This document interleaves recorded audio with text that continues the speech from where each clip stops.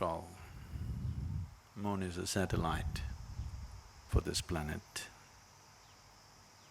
and helplessly strung to this planet and making its rounds. So what is the significance? Why these full moons and no moons are held significant?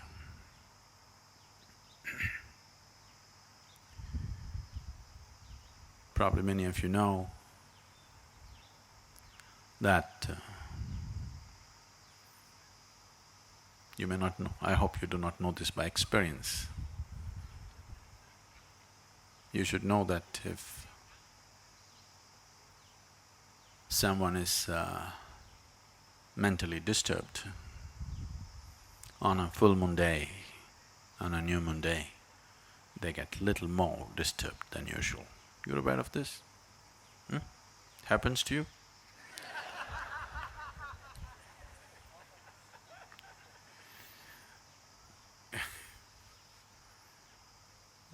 Say yourself, you just bear with me, don't worry about the camera. So, it doesn't happen to you, but it does happen to somebody. So it is not that moon instigates madness, it is just that when the moon takes certain positions, it heightens whatever you are. If you are loving, you become more loving. If you are joyful, you become more joyful. If you are blissful, you become much more blissful. If you're a little insane, you become much more insane. If you're meditative, you become far more meditative. It just enhances everything that you are. So we considered these days important so that you consciously create the right kind of quality in you so that it gets enhanced. Today is Paurnami, in the morning you get up and you be in a certain way, you create a certain quality in you so that by evening that quality is enhanced. So whatever the qualities that you are, so that you start engineering it more consciously than being a victim of unconscious eruptions within yourself. So the moon does not make you mad or meditative, it just enhances whatever you are. You know, even the ocean goes mad. If you are a swimmer on the beach, it's madness for you. But if you are a skipper of a large vessel, it is a boon for you. But something is happening. The very ocean is trying to rise. When the very ocean is trying to rise, the situation may be conducive for you also to rise, probably, if you are willing to make use of it. And moon's influence on human life is far more than that. To do anything with yourself, to be aware where the moon is could be useful because it creates different types of qualities and energies in the system. If one is aware, he could make use of it.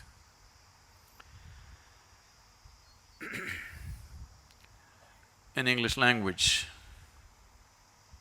moon is lunar. If you take a step further, you become a lunatic.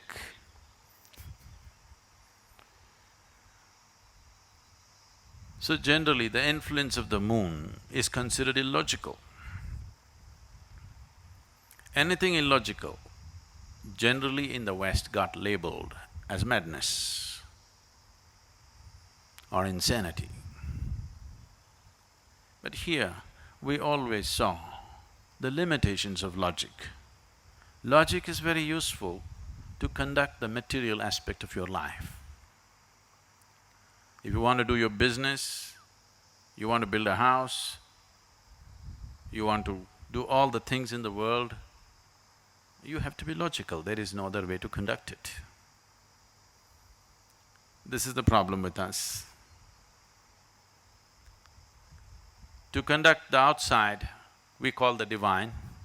To conduct the inward, we try to go at it logically. Both don't work for us. So, when it comes to subjective dimensions of life, if you're not willing to step beyond the limitations of your logic, then nothing ever will happen.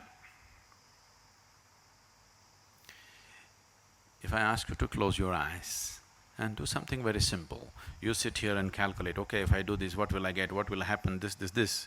Nothing will ever happen to you. If anything beautiful has to touch you in your life, if meditation has to touch you, if love has to touch you, if bliss has to touch you, you must be illogical. Everything is logically correct, but you have a long face, because everything is correct with you. You're correct, but life doesn't work like that. If you wake up in the morning, tomorrow morning when you wake up, lying down in your bed, think 100% logically. Do not think of all those beautiful moments in your life. Do not go back to any experience which matters to you. Do not think of the birds in the sky, the sunrise, the flowers in your garden, your child's face or a loving moment in your life. Don't look at any of that. Just think logically. Now you actually have to get out of bed. That's not a small feat. Is it a small feat? It's not a small feat. And then you have to go to the toilet. Then you have to eat, work, eat, work, eat, go to sleep. Again tomorrow morning, same thing. Cut out the experiential aspect. Think of your life 100% logically and see, you have to do the same damn things for the next 30, 40, 50 years. And if you do yoga, it gets elongated. It gets stretched further, you know. The same nonsense every day, every day, every day. Just think logically, is it worth it? Is it worthwhile? Is it worthwhile? No. Moments of extreme logic are moments of suicide. And all of you have been committing suicide like this, but you don't do anything these days in one shot. You do everything in installments. You're committing suicide also in installments. I want you to just look back. If you're unable to look back, when you go home today, I want you to rummage into your old pictures and see when you were 5, 6 years of age, how your face was. It was like this. Now, it's getting longer and longer. So, if you have to step out of your logic, unless you do it in a certain way, it sounds senseless. Because right now, your idea of sense is only logical, isn't it? But please see, the most beautiful moments in your life have happened to you only when you kept your logic aside a little bit. Yes? Logically examine your love affair and see, it'll be the most stupid thing you can do. Really. Yes or no? Maybe it's the most beautiful thing in your life, but logically dissect your love affair and look at it, it is the most idiotic thing you can do. But it might have become the most beautiful experience in your life. So the logical dimension of life and the experiential possibility of who you are diametrically opposite. So in yoga, we look at you as two aspects, the sun and the moon. You've seen the symbolism? You've heard of the word hatha, hatha yoga? Hatha means ha, means sun, tha means moon. So these are the two dimensions. There are various symbolisms for this. You have seen Shiva being represented as half man, half woman, all these things to suggest there is a logical dimension to you and there's a dimension beyond that. If you do not explore both, you will be an incomplete human being. or you will be only half alive. So when we say a spiritual process or yoga or whatever, what we're looking at is how to become a full-fledged life process, not a half-life process. Just the body is alive, that's not good enough. Everything in you should be aflame. Only then you will see whether something is happening or nothing is happening, it's worth being here. If you sit here, it's worth being here. If you open your eyes, it's worth being here. If you close your eyes, it's worth being here. Otherwise, whatever is happening, it's not worth being here, simply because only a part of you is alive, the other part is yet to come alive. So the moon, today being a full moon, the clouds are hiding it, but don't worry. Whether you can see it or not, the influence of the moon is very much there. Because on a no moon day or a new moon day, the influence of the moon is far more than on the full moon day.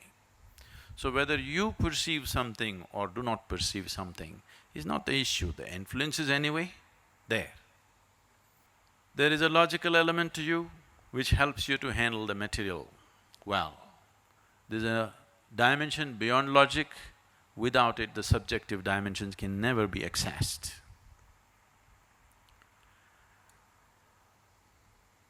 The moon is a symbolic representation of that dimension. I noticed here that the majority of the people have a lot of devotion towards Shiva, but I came from the United States, from South Mississippi, and this yoga is new to me, like 3 months new to me. And I have an extreme amount of devotion towards you because I've experienced it. But I don't really feel the devotion towards Shiva. I know we say the mantra, but do we need to have that devotion towards him to progress on the spiritual path? Shiva doesn't need your devotion.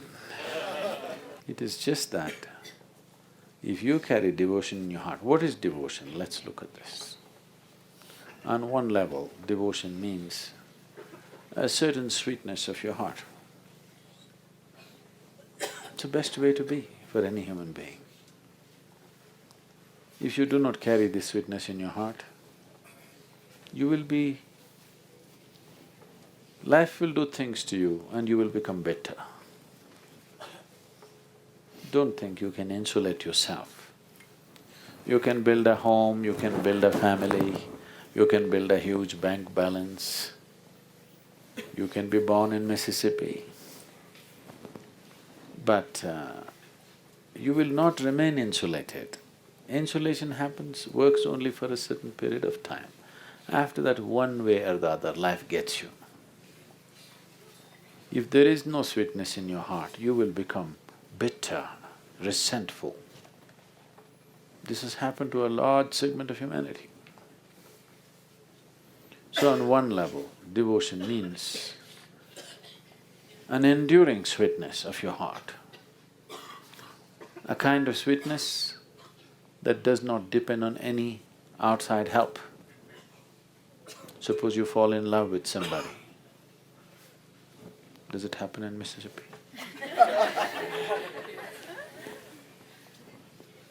Suppose you fall in love with somebody, your heart becomes sweet. But for how long, there is no guarantee. It can become extremely bitter because of a love affair. Yes or no? We are not wishing that, but it can become.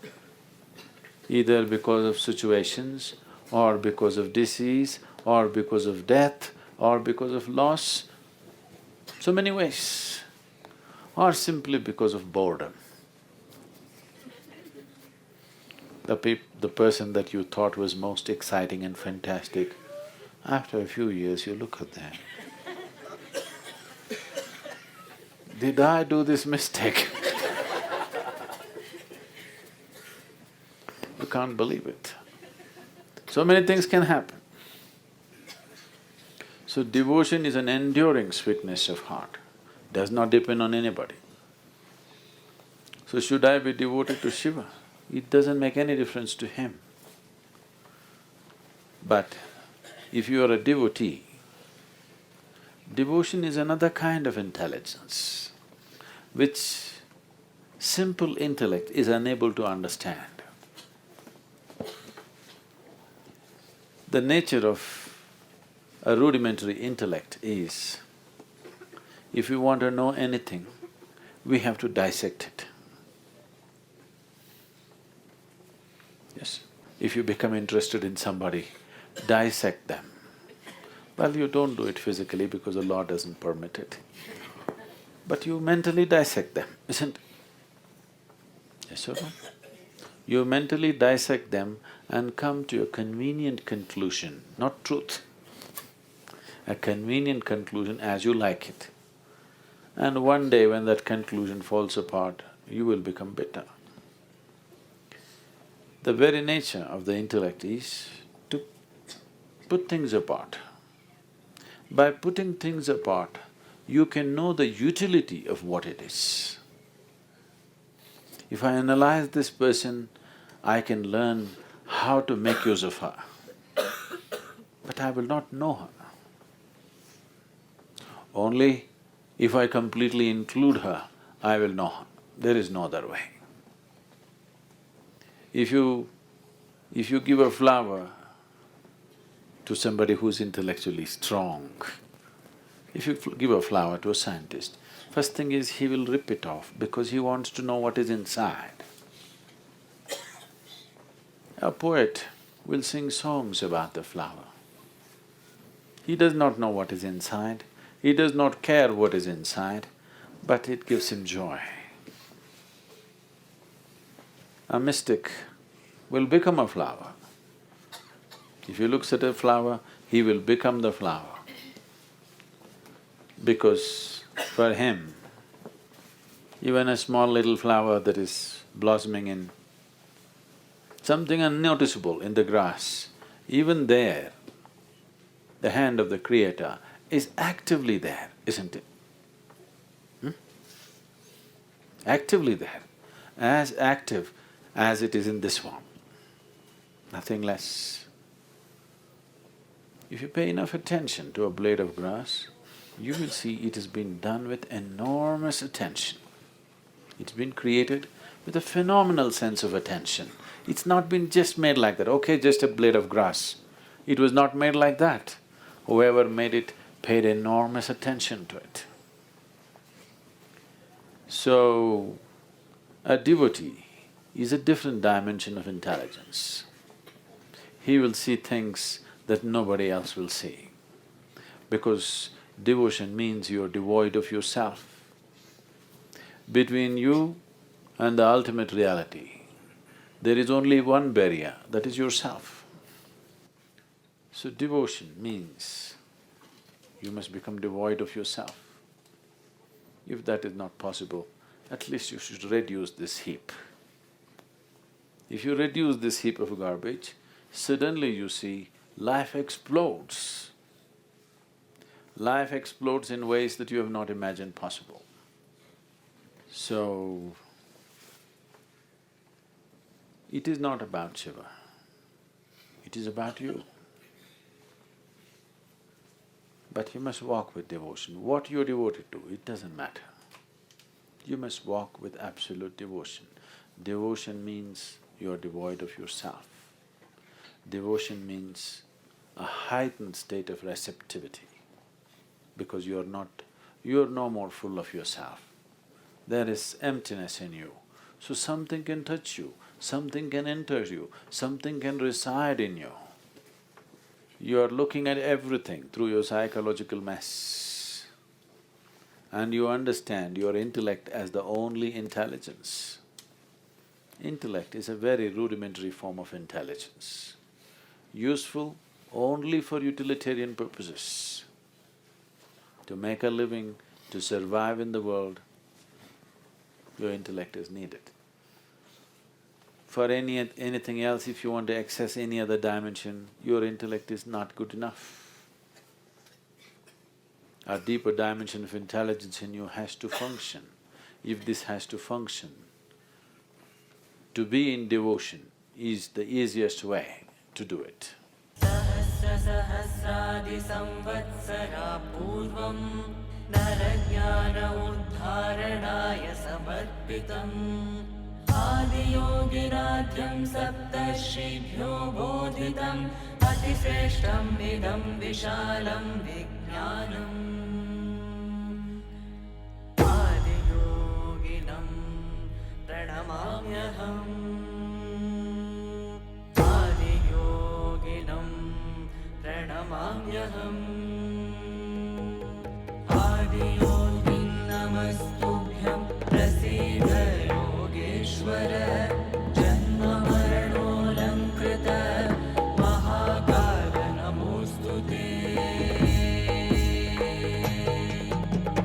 आदियोगिं नमस्तुभ्यं प्रसीद योगेश्वर जन्ममरणोऽलङ्कृत महाकाल नमोऽस्तु ते